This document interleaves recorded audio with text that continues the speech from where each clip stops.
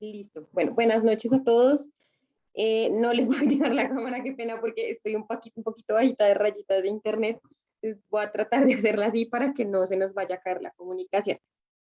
Bueno, para los que no me conocen, mucho gusto. Mi nombre es Lina Escobar. Soy médico de la Fundación Universitaria Sanitas.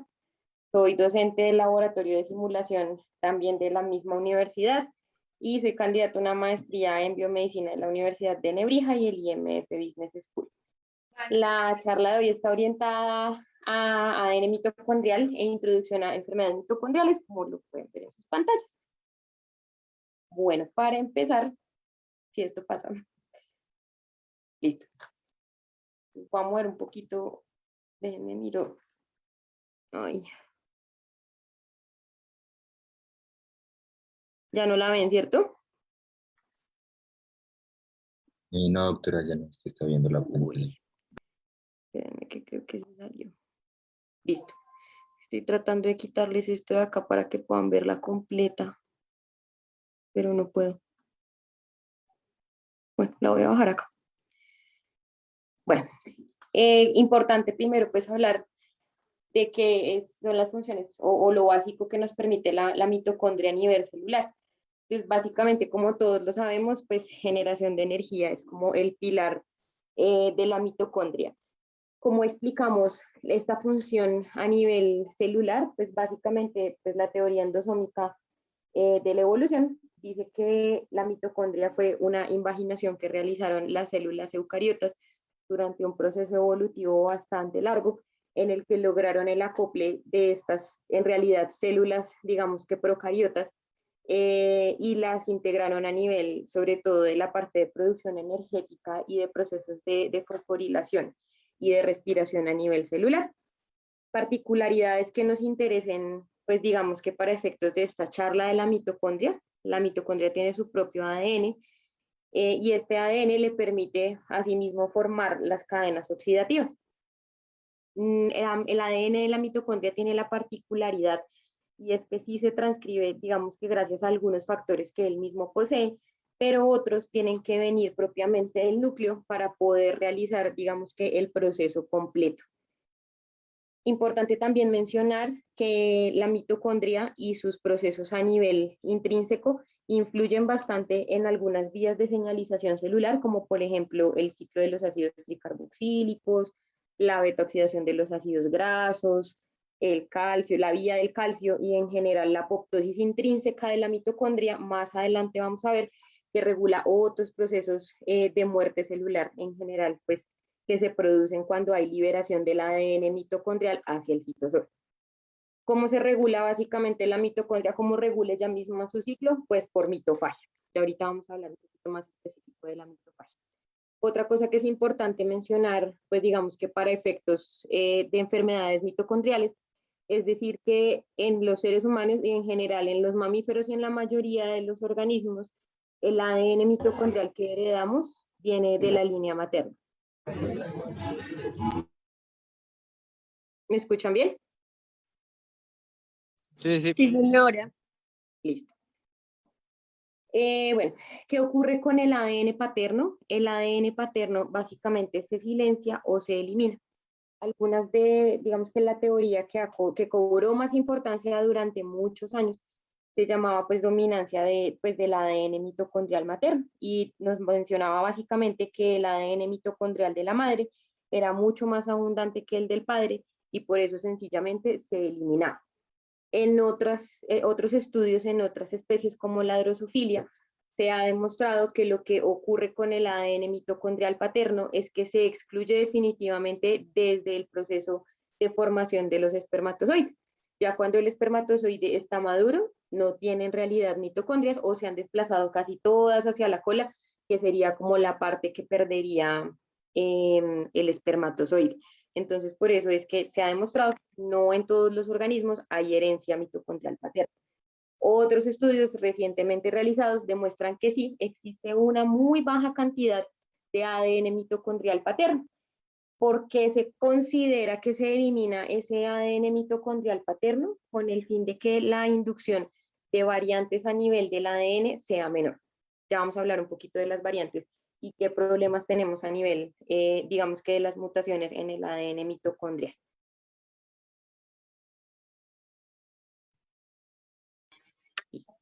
La estructura del ADN mitocondrial, pues bastante importante que todos la tengamos muy clara en este momento. Es muy similar al ADN bacteriano, por eso se consideraba lo que les decía de la invaginación del orgánulo como una procariota a una eucariota. Está empacado sí por una serie de proteínas, pero las proteínas son claramente mucho menos complejas que las proteínas que se encargan del empaquetamiento del ADN nuclear. Otra particularidad que presenta es que pues en realidad no está ordenado en el núcleo, sino está digamos que un poco distribuido a nivel de toda la mitocondria. Sin embargo, hay algo sumamente importante a nivel de este ADN y es que se encuentra sobre todo a nivel de la matriz celular. ¿Eso qué quiere decir? Que está muy cerca donde se realiza el intercambio de iones y a donde se realiza la cadena pues respiratoria. Esto hace que este ADN sea muy susceptible a presentar daño por las especies reactivas del oxígeno. Esto y que además no está protegido por las histonas. Entonces, por eso aquí volvemos al cuento de qué es lo que pasa con el ADN mitocondrial paterno. El postulado principal dice que ese ADN se elimina para que yo pueda disminuir en cierta cantidad las mutaciones que podrían inducirse si tuviésemos dos tipos de ADN mitocondrial diferentes. Entonces, digamos que solamente nos quedarían las mutaciones que se inducen por las especies reactivas del oxígeno y las que se inducen por la ausencia de histonas y por digamos que no una mala, pero sí es más pobre el proceso por medio del cual se hace la regulación pues, de todo el proceso digamos que del ciclo celular de la mitocondria, por decirlo de esta forma. Importante acá que logremos distinguir las partes diferentes que nos van digamos que a codificar parte del genoma del ADN de la mitocondria. Entonces, tenemos una parte, lo que vemos básicamente aquí son los complejos de la cadena respiratoria. Entonces, todo esto que ustedes ven aquí en rosadito es básicamente el complejo 1, los tres son el complejo azul, discúlpenme, 4 serían los complejos verdes, los que vemos acá a estos niveles, y las otras serían las proteínas que se encargan de hacer la síntesis. Hay una parte, obviamente como en todos los ADNs, que no está, digamos que activa todo el tiempo. ¿Qué podemos encontrar ahí? Los promotores de la transcripción 1 y 2, encontramos otra zona que es la zona del bucle, que es la que va a permitir la transcripción inicial de la cadena más larga. Y ahorita les explico lo de las cadenas para que nos quede un poquito más claro. Entonces, las dos cadenas tienen, pues obviamente las hebras es lo mismo. La hebra pesada, que es la H, y la hebra ligera, que es la L, que codifica básicamente la hebra H, 12 polipéptidos, 2 ARN y 14 ARN de transcripción. Y la ligera, un polipéptido y 8 ARNTs. ¿Cuál es la más importante? Claramente, pues por cómo vemos que está distribuido, pues sería la hebra H, sobre todo por esos 12 polipéptidos. Esos 12 polipéptidos, como les venía explicando, en realidad no tienen ninguna otra función, digamos, más allá de ser los que nos van a acompañar en toda la producción de las proteínas propias de la cadena respiratoria. No tienen ninguna otra, digamos que inclusión a nivel de cómo se va a realizar la transcripción y el ciclo pues de la producción de la cadena complementaria del ADN de la mitocondria. Entonces acá básicamente vemos cómo es el proceso. Entonces digamos que se produce gracias al poli, que es este que está acá, es como donde se inicia toda la cadena. Entonces el bucle, que es la parte que ustedes ven acá en verde, es por donde yo iniciaría a hacer mi nuevo transcrito. Y Twinkle es el que se encarga de hacer como ese botón de inicio de la transcripción. Se enlaza todo y se inicia por la hebra H, para posteriormente, pues en sentido, digamos que acá el sentido es al contrario, es 3,5 y luego se transcribe la cadena más pequeña, que es la que encontramos hacia la parte de adentro. ¿Qué es importante en este caso en cuanto a la dinámica, la dinámica mitocondrial? Básicamente, la mitocondria tiene dos procesos a nivel macro, que son la fisión y la fusión. Ambos son continuos, pero son diferentes uno del otro. Entonces, la fisión básicamente es que la mitocondria se va a dividir en dos, mientras que la fusión, pues es que como el ADN y hay muchas mitocondrias en la misma célula, entre ellas mismas van a fusionarse y van a hacer esos intercambios del ADN. Entonces, ¿qué nos interesa saber? Voy a subir esto para que puedan ver lo que dice abajo de la fusión. Entonces, la fusión básicamente tiene lugar a nivel del retículo endoplasmático. Está favorecida por la DRP1. ¿Qué es la DRP1? Es la proteína que se encarga de decir como, oiga, tengo que iniciar mi proceso de fusión. Ya cuando la mitocondria debe hacer su división en dos, ella obviamente no hace mitosis, pues porque no es una célula eucariota, pero sí lleva procesos de fisión. Entonces, cuando ya es momento de la señalización celular de la fisión mitocondrial, se dirige hacia el retículo endoplasmático y ahí es donde se lleva el proceso. La DRP1 no es una proteína que esté directamente en la mitocondria, sino que si llega al retículo endoplasmático se encarga de envolver la mitocondria e iniciar el proceso.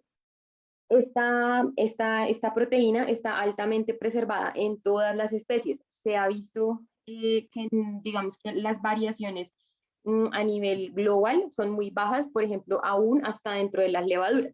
Lo único que se ha demostrado que cambia, por ejemplo, entre levaduras, humanos y otros vertebrados, es que esa DRP se puede como configurar de formas diferentes para que las levaduras puedan sobrevivir en un medio anaerobio. Esa es como la única diferencia de la que se tiene hasta ahora evidencia científica.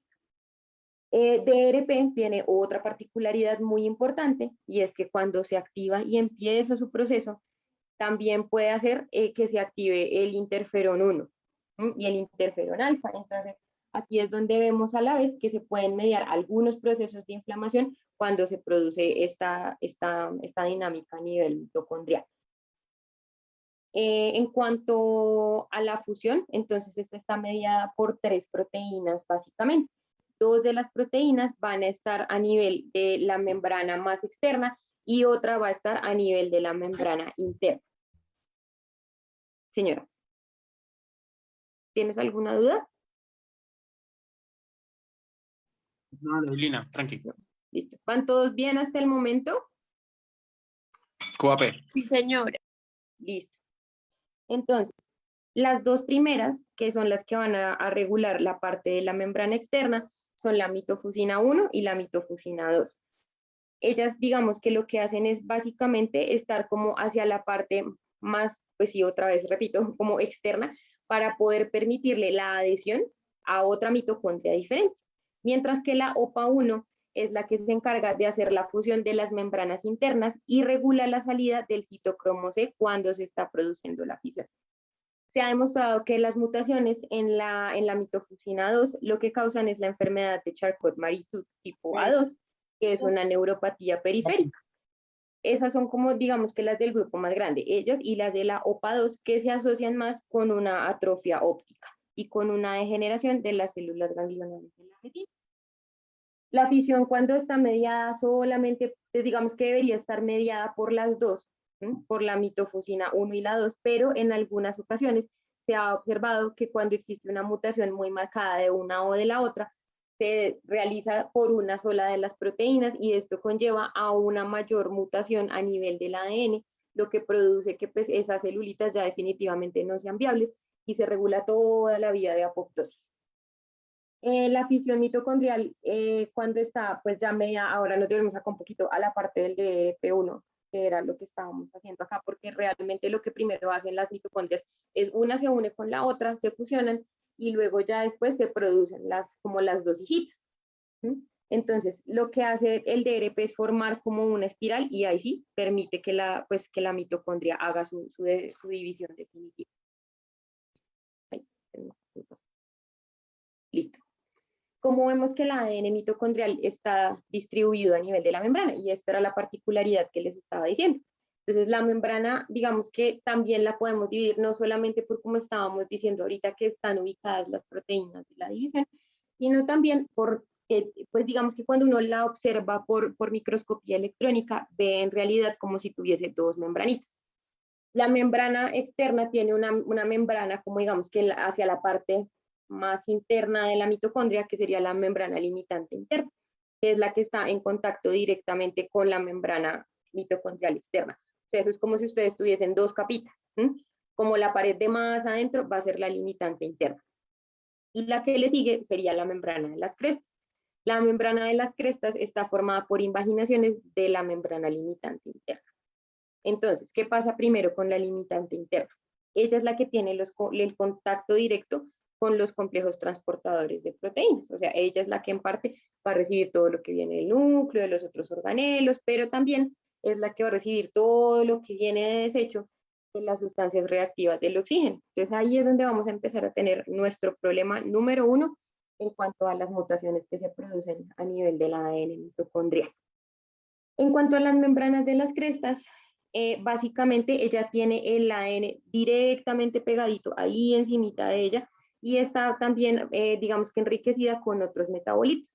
Aquí es donde vemos la importancia también del colesterol. El colesterol lo que hace básicamente es producir como la adhesión del ADN a la membrana de las crestas.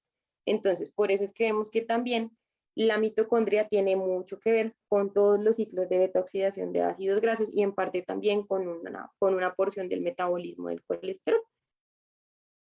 Entonces, ¿cómo se repara el ADN mitocondrial cuando hay alguna falla? Si ustedes notan, pues el proceso claramente es mucho más simple que cuando lo vemos pues en una eucariota completa. Entonces, ay, perdón, ¿qué pasó? Listo. Entonces, esta de acá pues es una sustancia reactiva del oxígeno, la que ven en la parte superior. El defecto es lo que está marcadito en rojo. Entonces, existen dos opciones para que yo haga la reparación. Las glicosilasas monofuncionales o las glicosilasas bifuncionales. Las monofuncionales, que son las que van a encontrar en este lado de acá, en realidad se encargan de las mutaciones que son más pequeñas o menos significativas. Cuando yo tengo un cambio más o menos hasta máximo 2 pares de bases. De ahí para allá empiezan a actuar las bifuncionales, que tienen, digamos que un nivel un poco más complejo. Todas estas, que son las que ustedes que ven acá, la MUTI y la SMUG1, se regulan básicamente a nivel del núcleo, pero son exportadas hacia la mitocondria cuando ella las necesita para iniciar su proceso de reparación celular. Existen algunas particularidades en el proceso en el que se realiza, digamos que esta parte de la reparación del ADN mitocondrial, y es que la mitocondria es un poco, y en general toda la célula es un poco permisiva con las mutaciones que sí se pueden permitir a nivel mitocondrial. Cuando la célula reconoce que la mutación no es una mutación que le implique una disfunción muy grande, se deja pasar la mutación y no se realiza esa reparación del ADN mitocondrial. Cuando la mutación es muy significativa, lo que se hace es tratar de hacer la reparación, pero si no se logra hacer la reparación, entonces se entra a vía de apoptosis.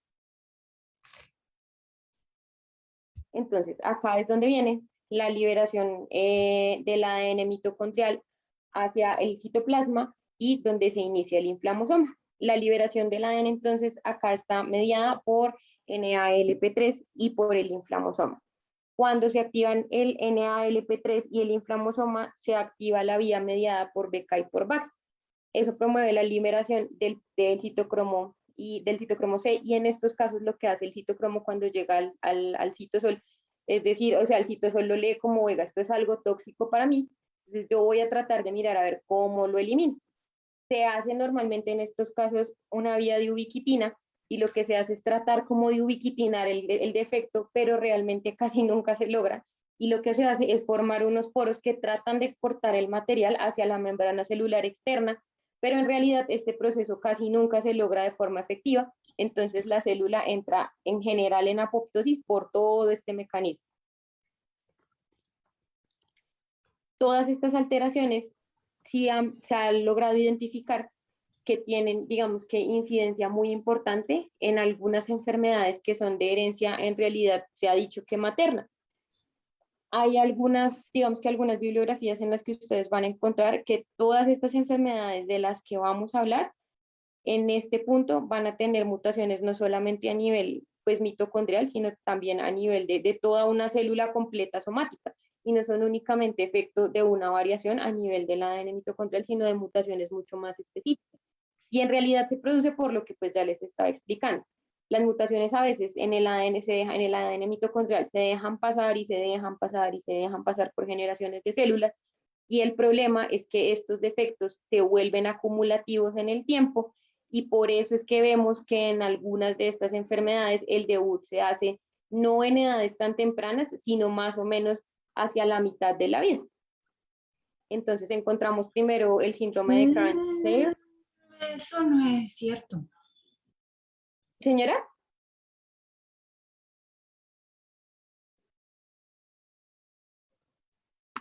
Señora.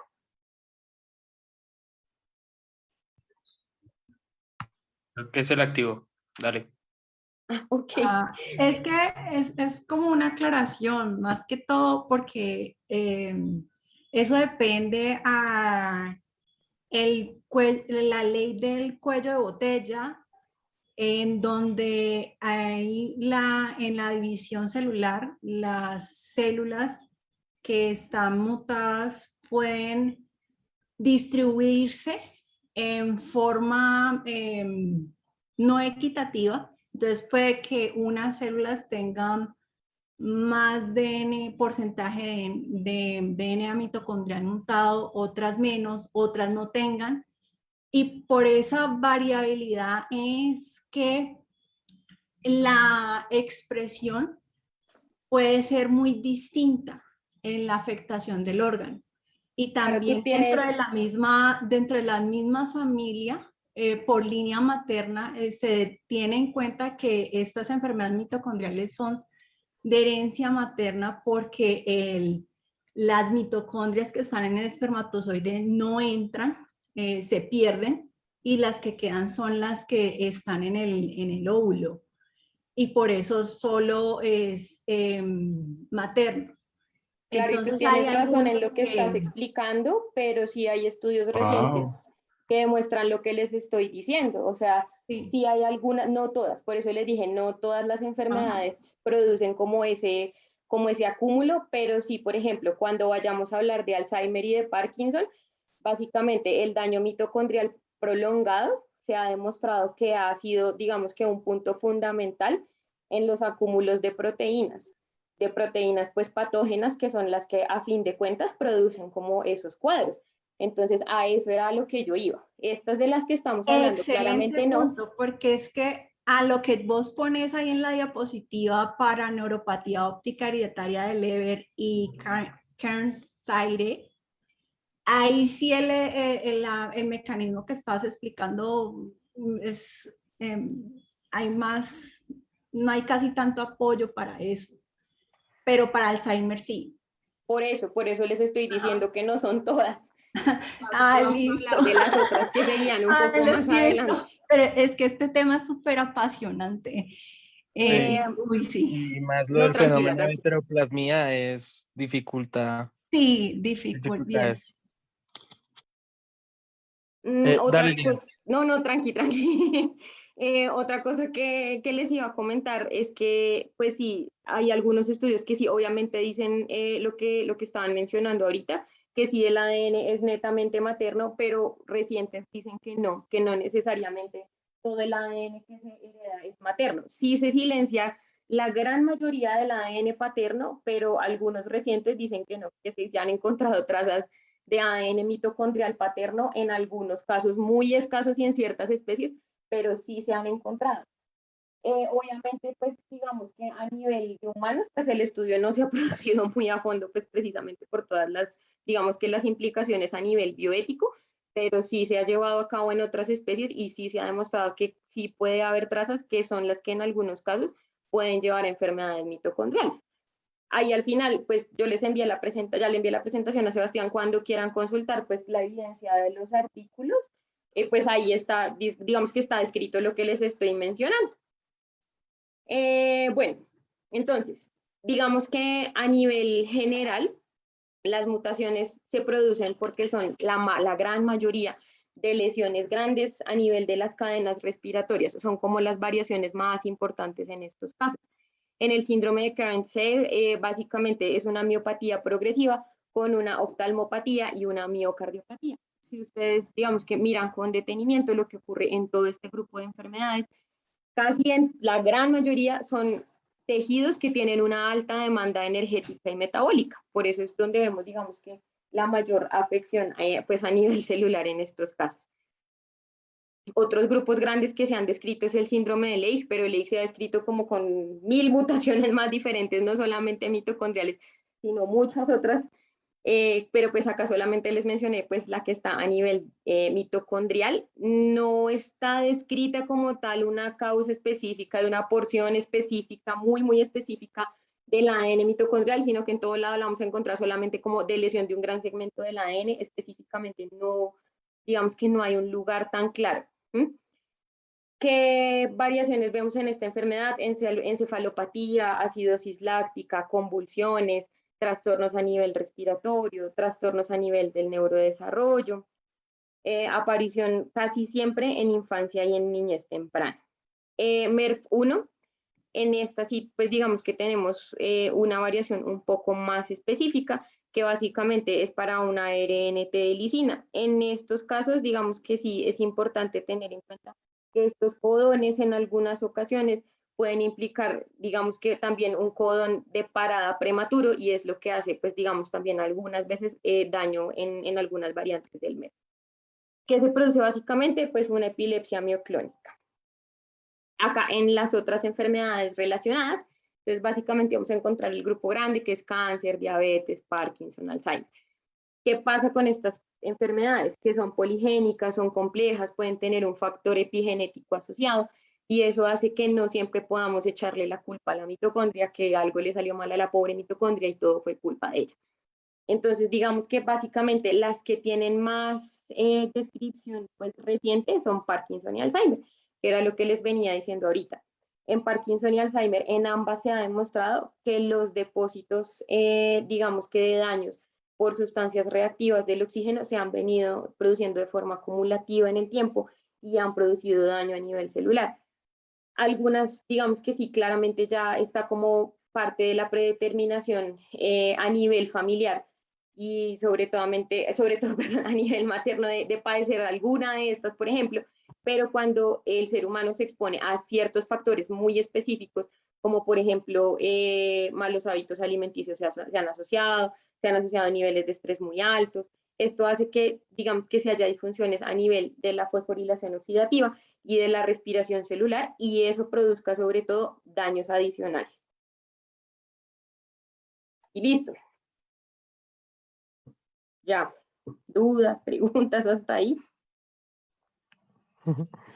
No, Lina, súper chévere. Sí, es un tema muy interesante y me gustó mucho que hayas explicado las hipótesis del origen del DNA mitocondrial porque al inicio fue una sorpresa bastante interesante ver que era una configuración muy similar es que es un plásmido, literal, uno ve eso y parece un plásmido. Entonces, muy Exacto. interesante. Y digamos, así digamos para que yo tenga que decir, es que estas enfermedades es difícil, o sea, es difícil hasta llegar al diagnóstico de estas. Hasta, digamos, de las más conocidas, digamos, como el MELAS y eso a veces es difícil porque siempre, o sea, siempre son como diagnósticos diferenciales, pero de últimas. Y es complejo, pero digamos, dentro de las pistas que podría uno encontrar en enfermedades mitocondriales, pues uno muy importante y pues se ha dicho bastante, pues el tema de hacer un buen árbol genealógico para mirar la distribución de que solo pues, las mujeres pues se lo heredan a los hijos y los hijos no van a tener, pues los hijos varones no van a tener descendencia afectada, pero las mujeres sí, o sea, el árbol genealógico y además que son enfermedades que afectan órganos o sea, con alta tasa metabólica, con alta tasa de función. Retina, cerebro, músculo, Corazón. intestino, corazón. No olviden el intestino que ha pasado bastante, porque pues todo ese músculo liso, entonces, que afecten de esa manera. Jóvenes en la gran mayoría de algunas enfermedades también jóvenes. Neuropatía óptica del Leber hay un patrón que es como muy característico desde pérdida de la visión subaguda indolora. Eso es una característica específica del Leber que a la diferencia de los demás, esa pérdida no es dolorosa. Exacto, y Es, lo que tú dices, qué pena que te interrumpa, La Tranquilo. pérdida, digamos, que se instaura en realidad en 4 a 6 meses, y eso es lo que más llama la atención. Lo que tú dices, ellos empiezan casi siempre con hemianopsias y terminan con ceguera total, más o menos en un periodo de 4 a 6 meses. Nos lo decía mucho un oftalmólogo, que es decir, o sea, no es netamente agudo, pero Ujú.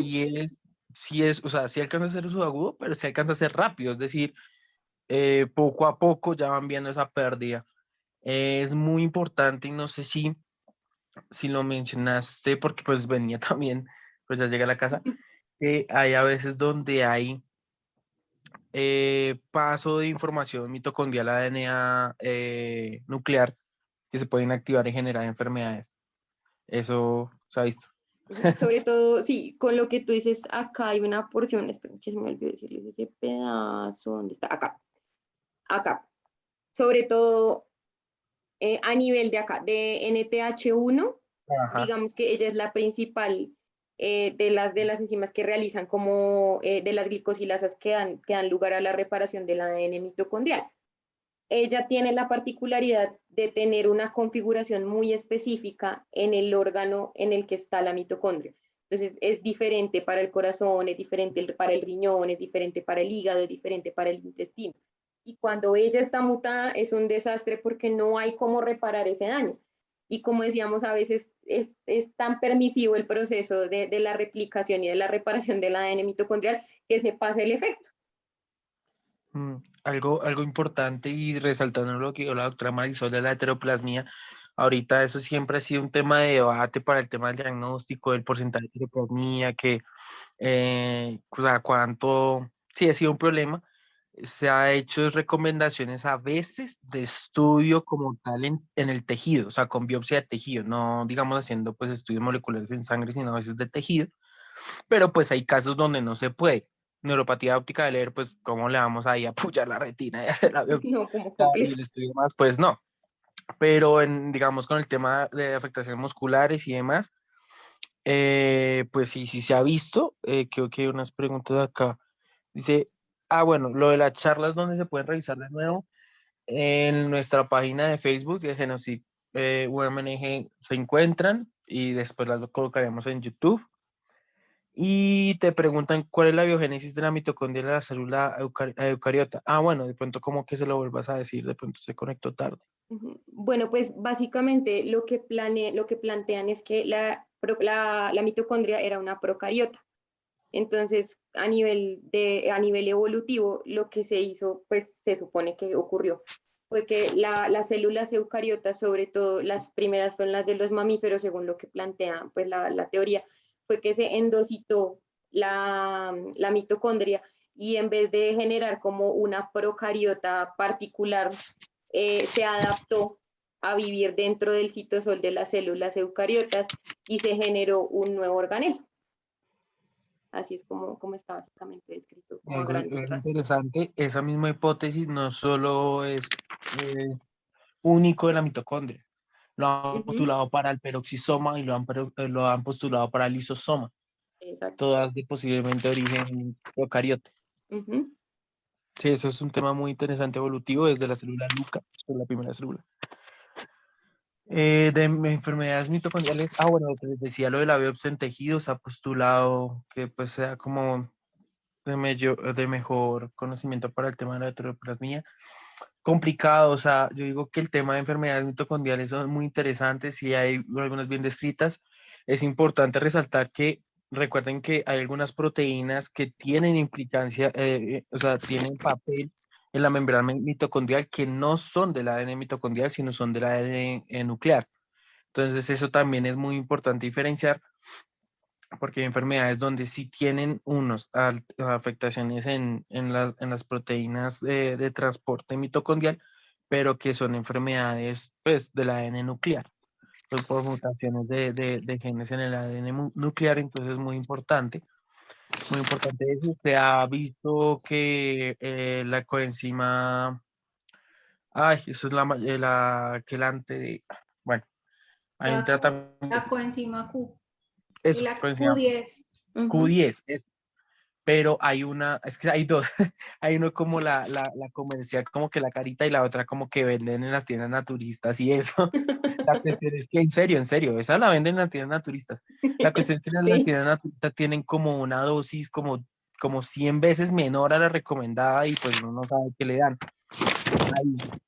Ahí. Se ha visto que en las enfermedades mitocondriales la Q10 es súper importante porque o sea, permite ese salto de algunas enfermedades como neuropatía óptica de Leber. Es súper buena.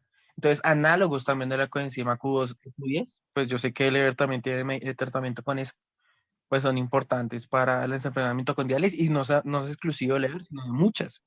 Entonces, la Q10, pero resalto, la Q10 comercial, sí, no, algo. Se han hecho estudios la más barata de la tienda turista, pero es que la dosis no le da. La dosis es muy bajita de esa, para así de chismosearles eso. Algo aparte, no tanto de enfermedad mitocondrial, pero la mitocondria es que ayudó mucho a los estudios poblacionales humanos y de todo el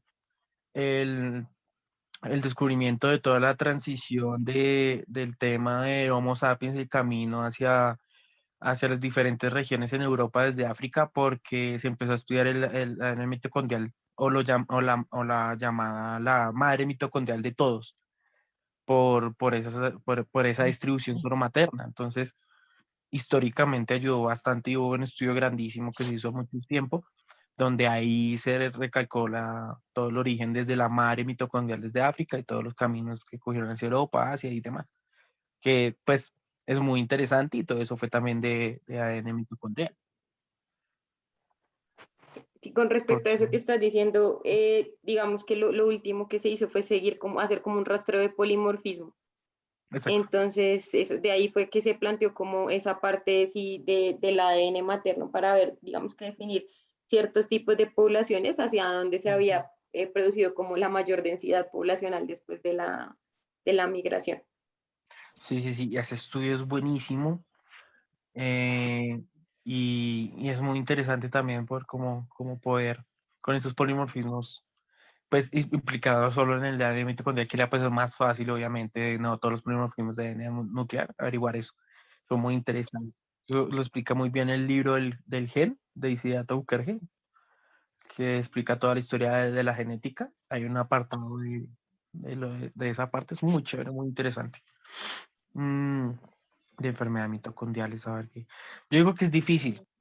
No he visto pacientes con enfermedad mitocondrial. Obviamente sí he leído la literatura y demás. Tengo profesores que sí les ha tocado casos contados, entonces es lo que me han dicho de esos casos es eso, o sea, uno sospecha eso cuando están afectados mucho los órganos activamente, pues, metabólicamente activos. ¿Cuál es el libro? Se llama El Gen, de Siddhartha Buker. Buenísimo, recomendado, muy bueno. Y ese autor tiene otro también que se llama El Emperador de todos los males, que es la historia del cáncer. Buenísimo. Entonces, lo escribo. Dale.